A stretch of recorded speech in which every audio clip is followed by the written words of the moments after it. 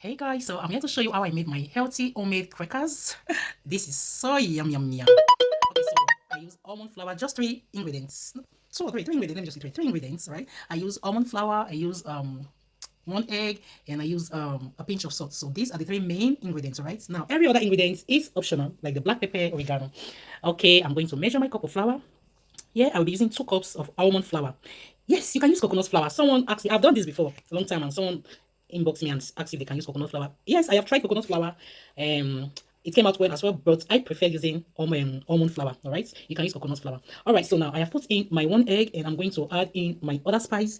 Trust me, this is black pepper. This black pepper is optional. You can skip this part if you don't want to add black pepper, but I add all these other spices, to give it a twist. Oregano, half teaspoon of black pepper, half teaspoon of oregano, half teaspoon of salt. These are the main ingredients. Remember, you can skip your black pepper and oregano. All right, now I'm going to add 2 tablespoons of virgin of olive oil.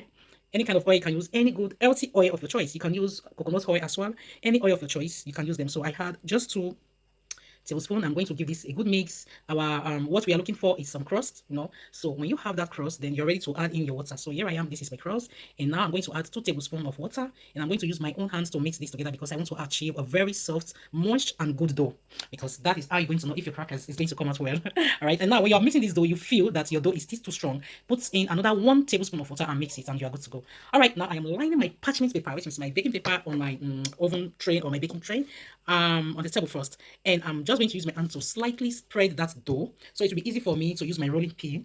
And I'm going to put in another parchment paper on top of the dough so it won't stick to my rolling pin. And I'm going to use my rolling pin to roll it out. Now, yeah, you want to do it with care. You are going to spread this dough very, very well until you have a very thin like that. Thin dough. All right. Yeah, the length have to be thin. Don't make it too thick. Thin is very good.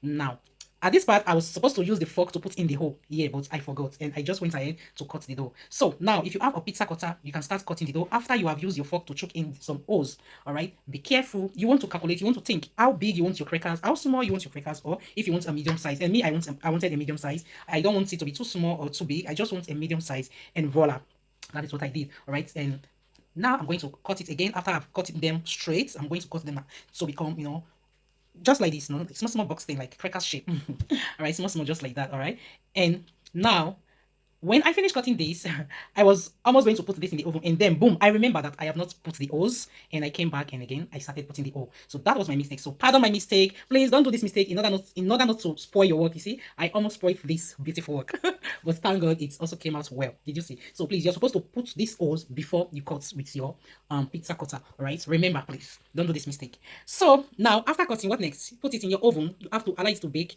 for just 12 minutes, please. 12 minutes. You see, the other part almost got done because I almost forgot. The time was more than 12 minutes. So, but 12 minutes, it's a good time.